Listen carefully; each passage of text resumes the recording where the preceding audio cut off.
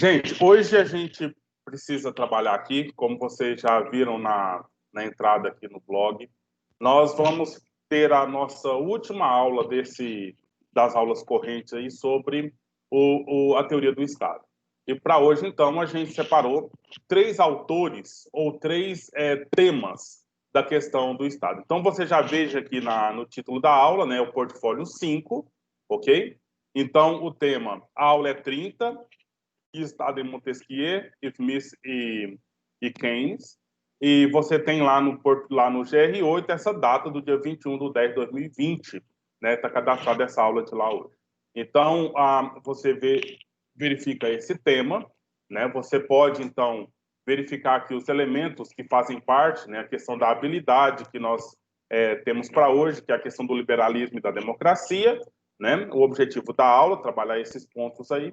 E a forma que eu escolhi para a gente trabalhar esses pontos é respondendo algumas questões, né? Ou discutindo alguns temas sobre os autores, e respondendo algumas questões específicas em algumas provas, algumas questões do Enem que caíram até agora, ok? Então, essa que é o ponto. Então, lá a atividade, você já sabe como que faz sempre. Essa atividade tem uma semana até dia 28 e é a atividade do portfólio, a de número 5, que está cadastrado no GR8 na data 21/10, que é hoje, certo?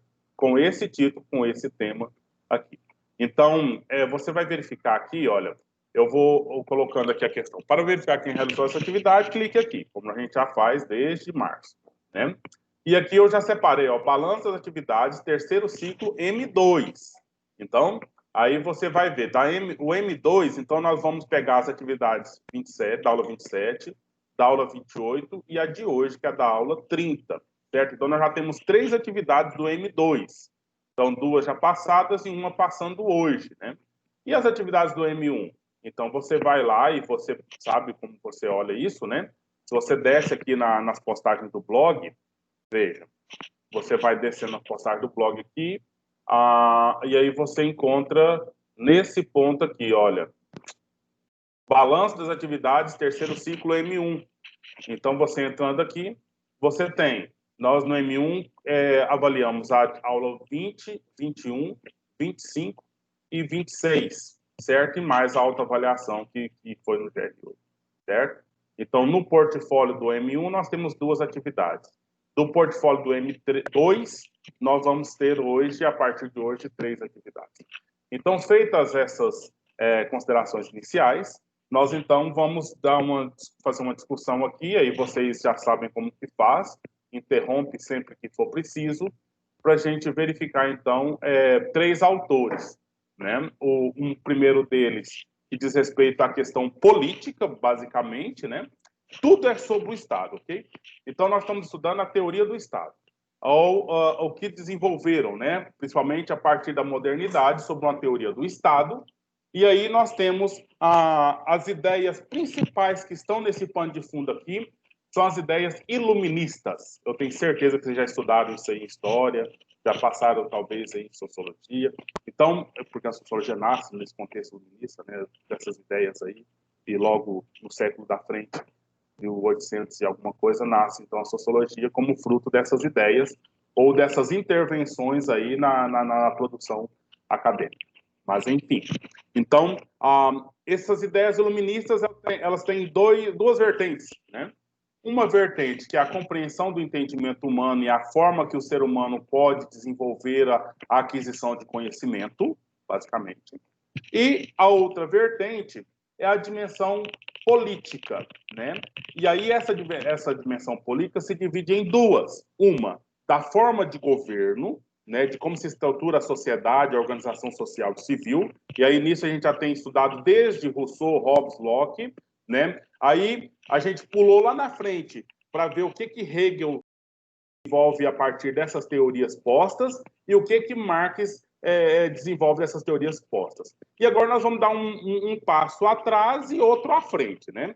Então nós vamos fazer 2 passos aí, que seria então um passo atrás, voltar lá em Montesquieu, que estava no mesmo contexto de Hobbes, Locke e Rousseau, inclusive na mesma época que eles viveram, né? Para pensar a questão da política, como que o Estado se organiza e como que ele se autogerencia. Por que a gente volta lá? Porque as teorias de Locke elas estão ainda presentes, principalmente em sociedades como Inglaterra e Estados Unidos, né, de alguma forma lá. E as teorias de Montesquieu e Rousseau estão presentes basicamente em quase todos os demais países do mundo, né, de vertente democrática. Então, e as teorias do Keynes e do Smith, né, do Adam Smith, estão presentes na economia, vamos dizer, do mundo inteiro. Eu acho que quase ninguém está fora dessa questão, exceto aqueles que se dizem comunistas ou socialistas hard, né, bem específicos aí. Os demais, então, tem aí algumas pegadas, né, algumas pegadas bem liberais. E o que é o liberalismo? Nada mais é que uma faceta do capitalismo. Então, nós temos capitalismo, e o capitalismo, por sua vez, ele vai se apresentando, né, na forma liberal, na forma neoliberal, né, depois do liberal vem o neoliberal, sociático, liberal social e outras facetas assim, o capitalismo vem se apresentando. Então, o tema geral seria o capitalismo, especificamente na sua gênese lá, liberal. É o que nós temos para a aula de hoje. Eu poderia então já expliquei o tema, né, assim, contando que nós vamos ter a teoria do Estado em Montesquieu, em Adam Smith e em Keynes. Aí, você tem algum comentário para me fazer, algum feedback, né, diante do tema que foi apresentado? Vocês já ouviram falar desse assunto até aqui? Já estudaram, já viram alguma coisa desses autores até aqui? Vocês se lembram de ver alguma coisa desses autores até aqui?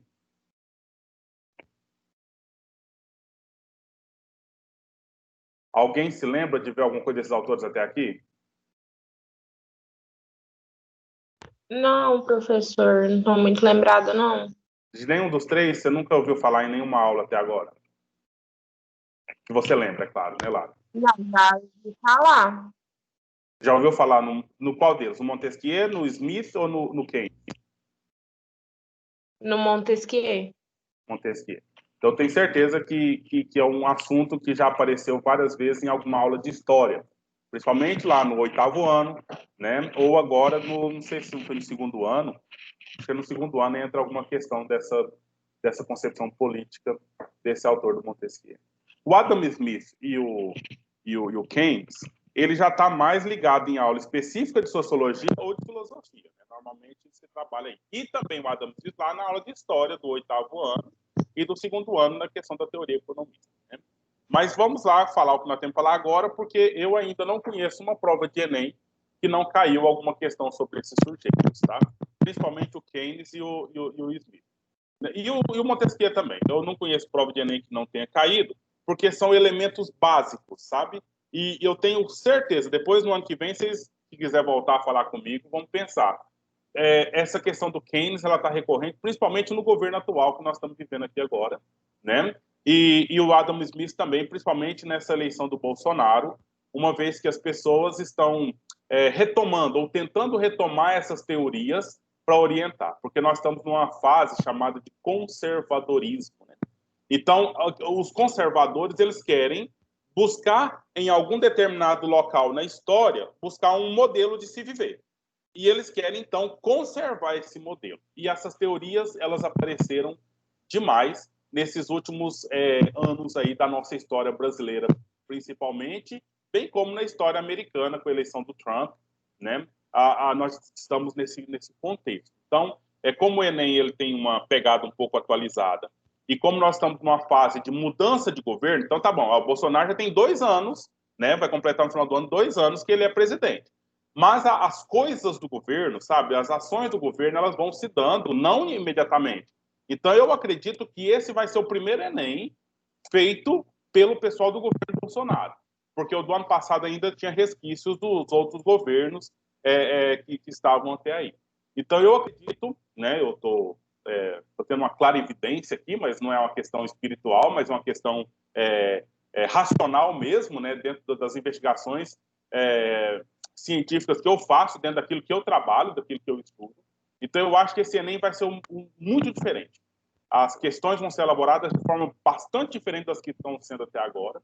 E os temas elencados ali vão ser temas bem de acordo com as ideologias presentes nas pessoas que estão participando desse governo, né? Porque você sabe muito bem, gente, quem está orientando, organizando a questão do governo, nós temos pessoas que são concursadas e que estão aí há muitos anos e vão continuar há muitos anos, mas nós temos pessoas que são transitórias, pessoas que estão a partir dos governos. E essas pessoas transitórias, principalmente, são aquelas que estão no topo, né? Aquela, o ministro da Educação, depois o presidente do INEP, né? Não sei se é diretor ou presidente fala do INEP. Então, ou seja, os número um desses departamentos dentro do governo são pessoas transitórias, são pessoas que estão ligadas ao governo principal, né?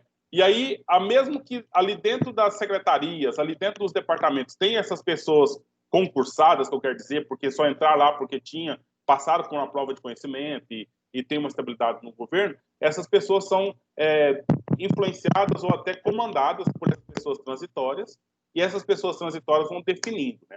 Então, falando de Enem, é isso que vocês têm que pensar. Vamos pensar no governo, né? Nós estamos num governo que se diz liberal, né? Mas é um governo que se diz liberal, e aí a gente tem que entender essa palavra liberal, que seria aquilo que... quem manda num governo liberal? É aqueles que geram riqueza para o país. Quem que gera riqueza para o país? Me dá essa resposta aí, rapidinho, por favor. Quem gera riqueza no país? Na sua opinião?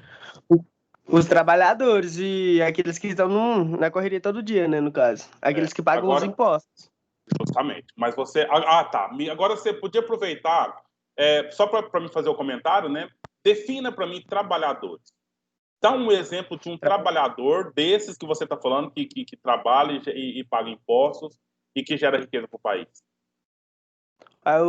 Os trabalhadores, tanto dos formais até os informais. Tanto os catadores, até mesmo os agricultores, donos de lavouras e tudo mais. Essas pessoas que estão no início da pirâmide, pirâmide social, né, no caso. Então, agora sim, vamos fazer conforme a definição do tema no conceito, entendeu? Dentro da história do liberalismo. Para os liberais, inclusive o Adam Smith, não está no mesmo patamar esses dois trabalhadores que você acabou de citar. O trabalhador braçal, que não tem propriedade, para o liberal, não gera riqueza. Você está entendendo? Ele gera despesa. Para esse contexto, agora vocês escutam o que eu estou falando, eu estou definindo, tá? Definindo porque questões teóricas utilizem nas provas que aparecerem aí. Agora, para o sistema liberal, para as ideias liberais que nasceram do iluminismo, o trabalhador, eu coloco isso com muitas aspas, o trabalhador é aquele que gera o emprego. É aquele que, então, tem os meios de produção para que se tenha emprego e ali se realiza o trabalho. Entendeu? Então, quando você falou dos donos de lavoura, aí sim, o dono da lavoura, que às vezes nunca pega numa enxada, entendeu? Ele é o trabalhador, porque sem ele não teria aqueles 20, 30 peões lá roçando, carpindo, plantando, alguma coisa assim. Tá claro isso? Tá claro essa Tá claro, mas só que tá claro, a ideia tá clara, mas só que o pensamento do cara que ainda é turvo, né? Porque se não tivesse todos aqueles 20, 30 trabalhadores, ele também não teria a riqueza dele. Então, como é que faz? Agora, o que você está fazendo nesse momento? Você está fazendo a crítica à teoria, certo? É isso mesmo. Você está fazendo a crítica à teoria. Eu concordo em gênero, número e grau com o que você acabou de falar aí. Mas, quando você for ver as pessoas defendendo o capitalismo e o liberalismo, é justamente essa outra questão. De que esse trabalhador que ganha salário mínimo e faz trabalho braçal, ele é só uma despesa. Lembra do slogan, um dos pontos da campanha? No Brasil tem leis trabalhistas demais, que está atrapalhando os empresários de produzir riqueza. Está atrapalhando, né? Então, por conta das leis trabalhistas demais. Entendeu? Então, quando eu acho que tem leis trabalhistas demais e que atrapalha o desenvolvimento da economia, eu não estou valorizando ou dando a devida importância, essa que você acabou de dizer aí, para o trabalhador braçal. Esse que é o ponto, né? Okay? Outra coisa também, Outro fato lembrando, marcante assim também é que na sociedade capitalista a gente vê como todo mundo, na verdade, está impregnado na nossa cabeça que o índio, no caso os indígenas, são preguiçosos, porque eles não completam o mesmo trabalho que a gente faz, eles não trabalham arduamente, sabe, o senhor entende? Eles trabalham só para sobreviver, agora nós trabalhamos pelo excedente. Então a sociedade vê eles como se fossem assim preguiçosos, porque ele trabalha pelo básico, né, no caso. Ele não trabalha para juntar riquezas. Então, justamente esse é o ponto. Então, você citou agora, quando se fala, nós estamos falando do liberalismo aqui, né? E o que seria o oposto do liberalismo? Aí seria o comunismo. O comunismo. E um exemplo do comunismo é a sociedade tribal que você acabou de dizer. Então, ali, numa sociedade indígena, né? Então, não trabalha, como você acabou de dizer, para se desenvolver excedente na produção. Né? Simplesmente para o consumo daquilo que está ali para ser consumido, daquilo que precisa viver ali. Se eles matam, por exemplo, uma anta, eles vão comer carne daquela anta por o tempo que tiver carne. Depois terminou aquela carne, vai comer a gordura daquela anta enquanto tiver a gordura daquela anta, né? E pronto. Depois que terminou essa anta, que vai então ser necessário buscar outro tipo de condição para sobrevivência ali. Não a ideia de estocagem, né? Como o capitalista, de modo evidente, vai sempre trabalhar nessa perspectiva. Então, esse é o ponto do oposto. Agora, tem um outro elemento aí no meio, né? Então, nós falamos de liberalismo e comunismo, mas ainda tem a palavra socialismo, né? Que foi, então, nós trabalhamos na aula do Marx lá e eu fiz aquela ressalva para vocês. Então, por favor, nunca diga que o Marx criou o socialismo, porque não foi, né? Então, mas ele, por exemplo, a partir das ideias dele, o Lenin, lá na União das Repúblicas Socialistas Soviéticas, desenvolveu um sistema de governo e que chamou de socialismo, né? E aí com base nas ideias do Marx, mas na verdade não foi o Marx que desenvolveu aquela organização política lá, foi o Lenin, com base em Marx, né? Mas, por exemplo, o Lenin manteve o conceito de Estado enquanto dono de tudo, coisa que o Marx, a primeira coisa que ele falaria, tem que ter a destruição desse Estado, porque esse Estado ainda mantém a diferença entre as classes. E para resolver o problema da sociedade, nós não podemos ter classes, nós temos que ter algo que garantisse uma estabilidade de vida para todos, né? E não ainda um sendo dono e o outro sendo apenas um inquilino aí no processo. E isso é o que o capitalismo mantém de forma evidente e clara, quando coloca, por exemplo, o patrão sendo o trabalhador e o empregado sendo aquele que está ali para roubar, né, as condições do lucro do patrão. Mas, enfim, vamos agora, feitas essas apresentações iniciais aqui dessa questão, né?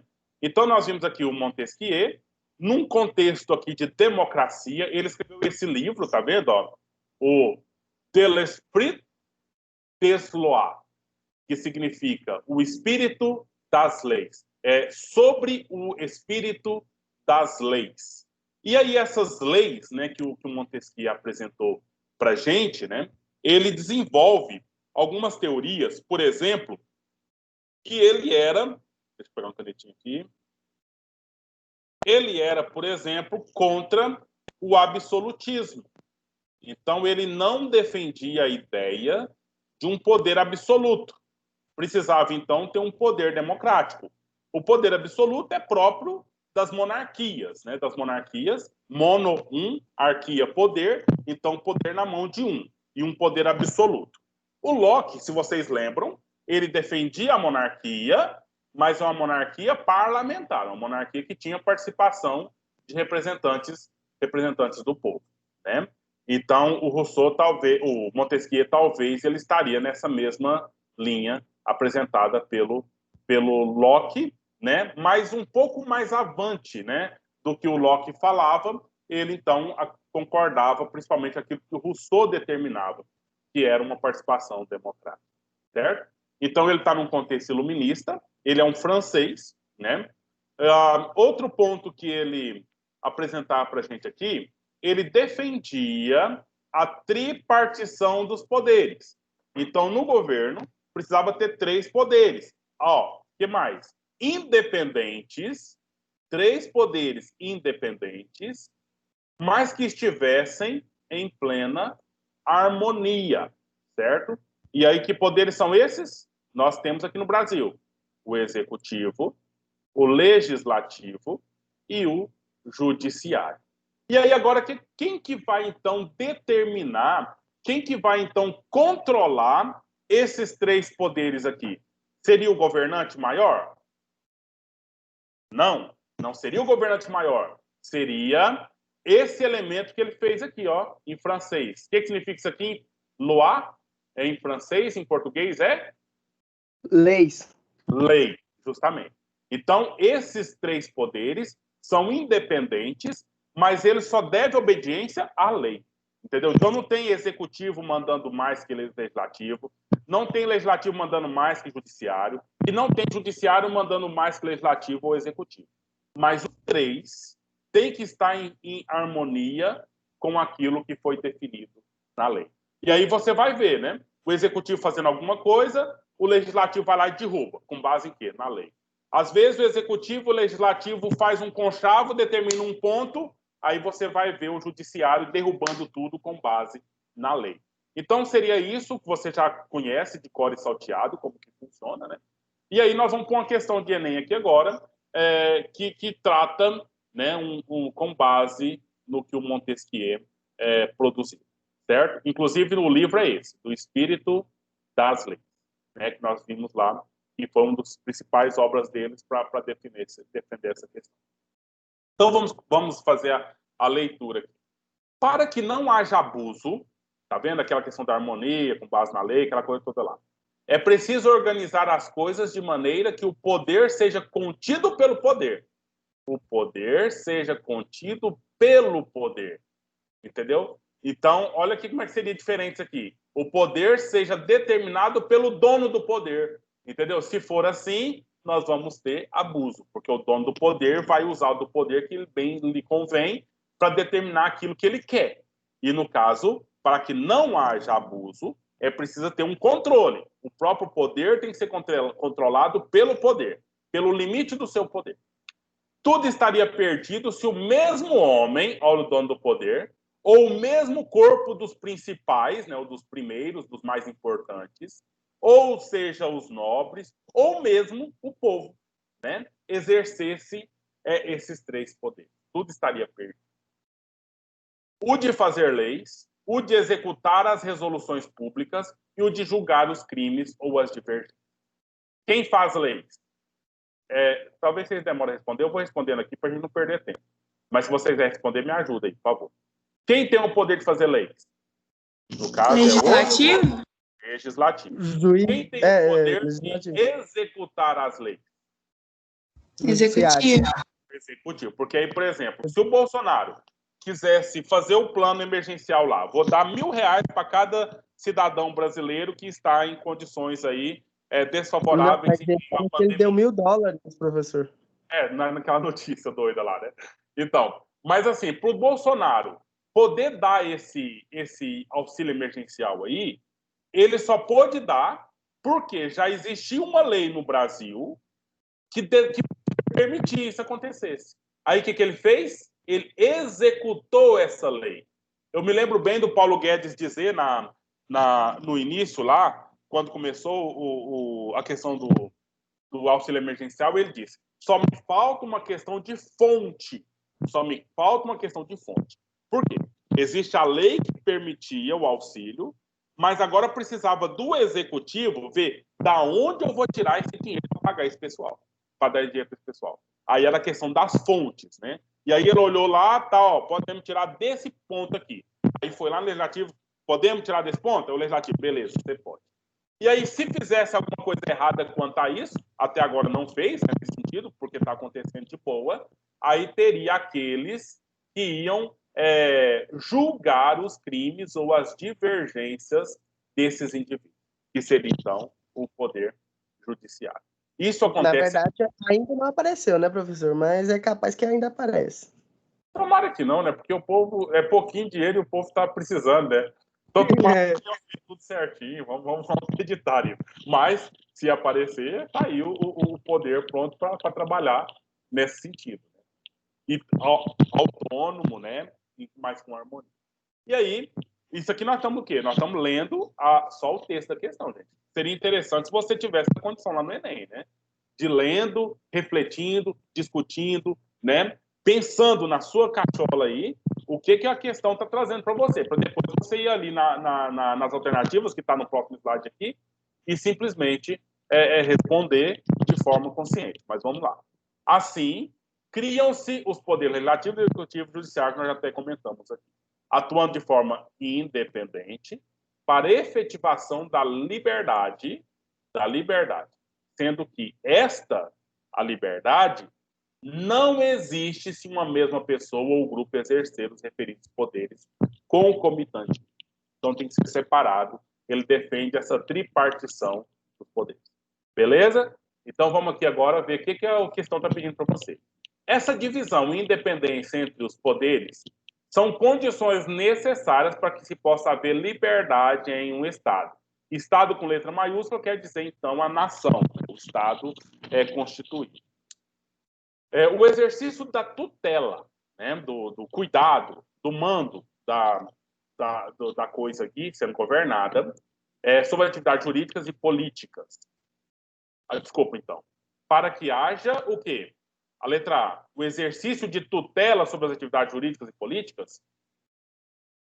Letra C, para que haja a consagração do poder político pela autoridade religiosa. Já vamos eliminar esse ponto aqui? Então, tudo que foi dito aqui não tem nada a ver com autoridade religiosa. É uma questão jurídica, legislativa e executiva. Né? Não tem religioso nessa história. Letra C, concentração do poder nas elites técnico-científicas. Então, são os intelectuais que determinam, que definem essa organização dos poderes aqui, ou as elites, né? Aqueles que são os melhores na sociedade, no sentido de ser rico, ou de ser mais formado, essa coisa toda. Já vamos eliminando essas questões aqui, porque é questão jurídica, vamos saber se é por aqui mesmo, é questão política. Agora vamos saber se é o exercício da tutela, né? Estabelecimento do limite aos atores públicos. Atores públicos são executivo, legislativo e judiciário, né? Instituições do governo, sim, são aquelas instituições que estão aí para que o governo faça a sua administração. Então, o ponto aqui dessa divisão e independência dos poderes é para estabelecer limites? É isso ou não? Pessoal, é isso ou não? Para estabelecer limites. Para que não haja o quê? Para que não haja abuso, né? Para que, sendo que não existe a mesma pessoa, né? Não pode exercer os mesmos poderes. Então, já está dita aqui no texto alguma coisa assim. Olha a resposta certa. É justamente essa letra D aqui. A letra E. Reunião das funções. Não é reunião das funções de legislar, julgar e executar. É, na verdade, uma distribuição, não é verdade? Então, aqui o erro da questão não é reunião, é distribuição. Agora, essa aqui que é a distratora principal, é a letra A. E você precisa, então, tomar cuidado com ela. Né? Exercício da tutela sobre a atividade jurídica e política. Né? Então, haja exercício da tutela. A pergunta seria para essa questão quem exerceria essa tutela? Não está claro para a questão. Vai dividir os poderes, mas quem assume esses poderes, ou o poder todo, para fazer essa tutela? Então, esse ponto aqui que está um ponto confuso da alternativa e que não faz com que ela seja verdadeira. Ok? Está claro para todo mundo ou ficou confuso algum ponto aí para que você não marque ou que você não visualizaria a possibilidade de marcar essa letra D como resposta? Está tranquilo? Tá tranquilo. Beleza. Então, agora nós vamos conversar sobre o Adam Smith. Né? Eu vou deixar esse slide aqui, nós vamos direto para a questão dele, e depois você vai ler isso aqui, estudando, e inclusive responder a atividade que está lá para ser feita. Eu não vou comentar aqui, porque eu fiz assim, eu coloquei o texto completo aqui, né, que qualquer um que lê vai entender. Mas nós vamos falar aqui sobre a mão invisível, né? A mão invisível que ele desempenhou. Mas antes disso, olha aqui. Ele era contra o mercantilismo. Vamos lembrar do mercantilismo lá do 7º ano? Ou do, sei lá, 6º ano, final do 6º ano? Ou aqui no ensino médio também, né? Então, o que é esse mercantilismo? Seria os reis fazerem alianças com os burgueses, que são os caras que fazem o mercado, que fazem o comércio, mas quem controla esse mercado e comércio continua sendo os reis, entendeu? Então, os burgueses ganham a liberação do rei para fazer o comércio, mas o pagamento do imposto, o próprio controle desses negócios ainda está na mão dos reis. O Smith, o Adam Smith, esse simpático senhor inglês aqui, ele era contra o mercantilismo. Por quê? Porque ele achava que as pessoas, os burgueses, tinham que fazer tudo o que eles queriam fazer para eles poderem fazer comércio. Olha aqui, ó. Tinha que garantir uma iniciativa privada dos burgueses, certo? Eles deveriam agir livremente e com pouca ou principalmente nenhuma interferência do Estado. Seria você com a sua empresa, com o seu negócio, você burguês, com a sua empresa, com o seu negócio, fazer o que você achar que tem que fazer, livre, estabelecendo preço, estabelecendo qualidade do seu produto, fazendo o que você quiser fazer, sem nenhuma interferência do governo, do Estado. Essa é a tese, essa é a lei geral do liberalismo do Adam Smith. E aí, mas pode ser perigoso esse trem, né? Como é que fica? E os pobres, né? As pessoas não têm dinheiro para comprar o que precisa para sobreviver e tal. Ele disse, não se preocupe. Existe uma mão invisível. Existe uma mão invisível, né? O comerciante ou o mercador seria levado por uma mão invisível. E essa mão invisível do mercado, agora vocês segurem a emoção, não chorem. Essa mão invisível do mercado, ela vai promover o bem-estar da sociedade na medida em que estaria contribuindo para o avanço econômico. Ok? Então, os que têm arroz, eles vão colocar o arroz no preço que eles quiserem colocar. Por quê? Porque eles são livres. Eles têm que ser livres para colocar o preço que tiver que colocar. E aí não se preocupe. Mas e quem não tiver dinheiro para comprar arroz, como é que vai fazer? Não se preocupe. O mercado tem aí uma mão invisível. E ela vai promover o bem-estar. E aí, vocês sentiram a emoção da teoria, da tese, da imposição? Isso quer dizer para a gente que o capitalismo é a melhor alternativa. É a melhor possibilidade que tem. Não importa se a carne hoje aí está 30 e tantos reais o quilo. Não importa se o arroz de 5 quilos está 20 e tantos reais. Mas não preocupe. O mercado ele tem essa mão invisível e na hora que ele puder, ele vai trazer o nosso bem-estar. Sentiu a emoção, gente? Vocês compreenderam essa ironia? Compreendeu esse tema? Eu entendi. Esse mercado ele é bastante compreensivo com a gente, né? Ele, tipo assim, a gente sente um abraço fraternal. Tipo, seria até uma boa proposta para a campanha política. Sério mesmo. Tô vendo nós comer arroz invisível também. Vote na mercearia da sua esquina, você não passará fome. Pois é, ela vai te trazer o bem-estar social. Então, é esse um problema, né? E o danado é que, no ponto de vista do capitalismo modo geral, essa é a tese válida, né? E se você fala contra isso, sou socialista, comunista, vai para Cuba, tal, essa coisa toda, né? Mas, na verdade, essa lei vale, essa lei funciona dessa forma, né?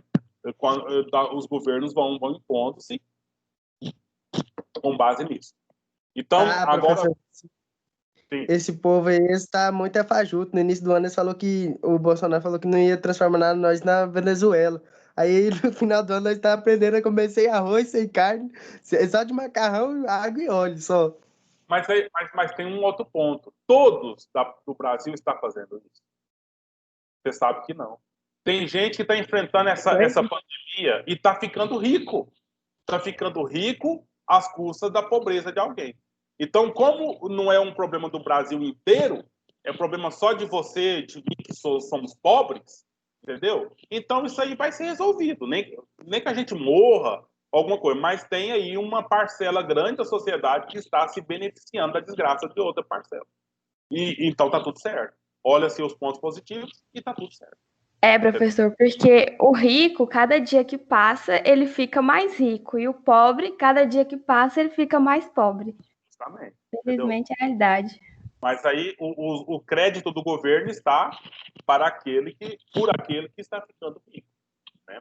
Então, não sei se vocês entendem o que é financiamento consignado, por exemplo, é que desconta lá no salário da pessoa direto. Então, os bancos fizeram um monte aí de proposta. Não, você pode ficar aí tantos meses sem pagar seu empréstimo consignado, né, para você enfrentar o problema da pandemia, mas não vai ver lá o quanto juros eles vão cobrar e tanta coisa mais que o banco vai continuar ganhando em cima da desgraça de alguém.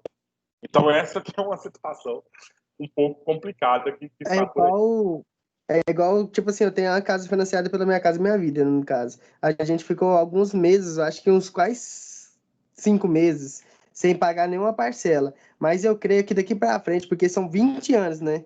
Então vai ser bastante juros que vai ter ainda para acrescentar nessas parcelas. Exatamente. Esses meses que você não pagou agora, você joga lá depois do último, dos meses dos 20 anos. Aí lá você vai sentir na pele, né? Ou nesse processo aí, sentir na pele esse alívio que te deu agora pode ser um peso lá na frente. Tomara que não, mas enfim, né? A situação. Então, gente, vamos ver uma questãozinha sobre isso aqui. Nós temos 5 minutos.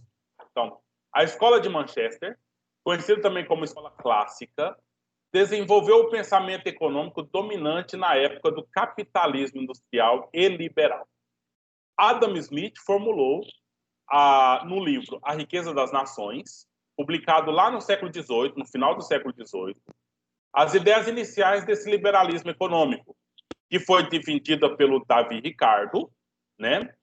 Esse Davi Ricardo, só para citar, gente, foi o cara que o Karl Marx estudou, e foi totalmente contra. Então, praticamente, o Capital do Karl Marx é toda uma tese contra as teses do David Ricardo. Só para citar isso aqui. Tá? E nós temos os princípios da economia política e do imposto, que foi do Malthus, Thomas Malthus. Esse cara aqui, por sua vez, não sei se você já ouviu falar, num tal de von Mises, né, da escola austríaca, foi o que estudou esse Malthus aqui, principalmente.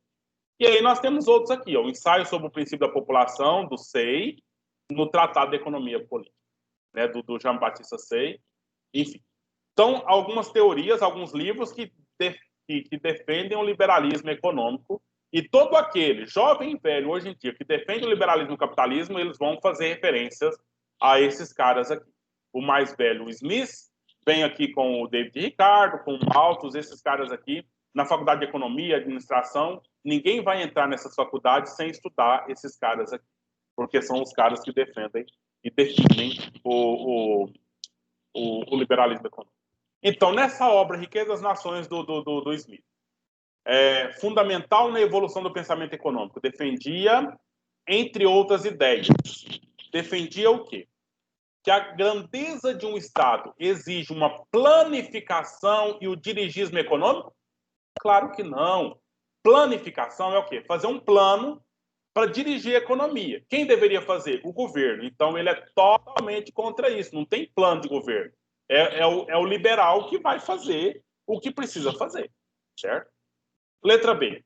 Eu comecei perguntando para vocês sobre essa questão do trabalho. Quem é o trabalhador?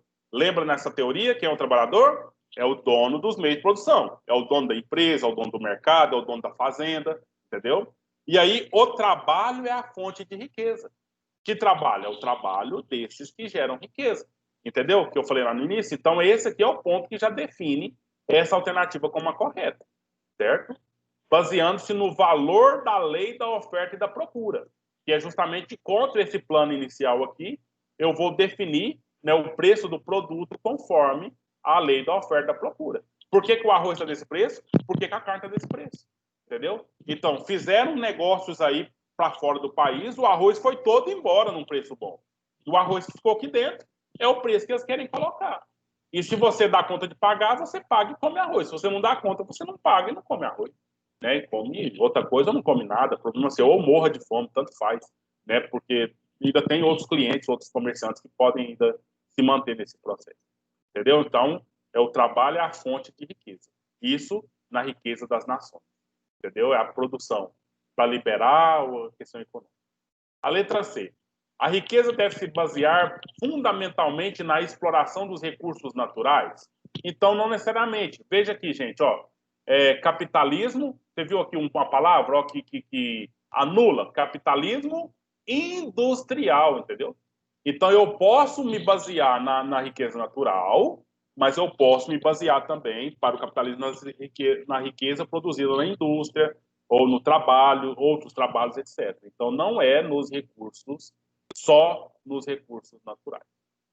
Letra D, a mais-valia. Isso é conceito do Karl Marx. Então, às vezes, só isso aqui já eliminou a questão. É resultado da exploração do trabalhador que deve ser suprimida? Muito pelo contrário, ela deve ser aproveitada, ela deve ser potencializada, né? Então, como você quer do Karl Marx, então está fora. A socialização dos meios de produção e distribuição aumentam a eficiência? Socialização, o que é isso? Socialismo? Não. Está totalmente errada essa ideia. Na verdade, é a concentração, sabe, é uma empresa ficando cada vez maior para gerar mais riqueza, certo? Então, agora vocês vão estudar sozinhos, né, sobre o keynesianismo, que está aqui nos slides, e resolver as tarefas que estão lá postas, ok? E aí, nosso tempo já foi e pronto, né? Tá tudo bem, senhores e senhoras? Senhores? Tudo bem, Sim, professor. senhor. Ok? Então, bom dia para todos, façam as tarefas, não deixem acumular e vamos seguir a vida com felicidade e harmonia, certo?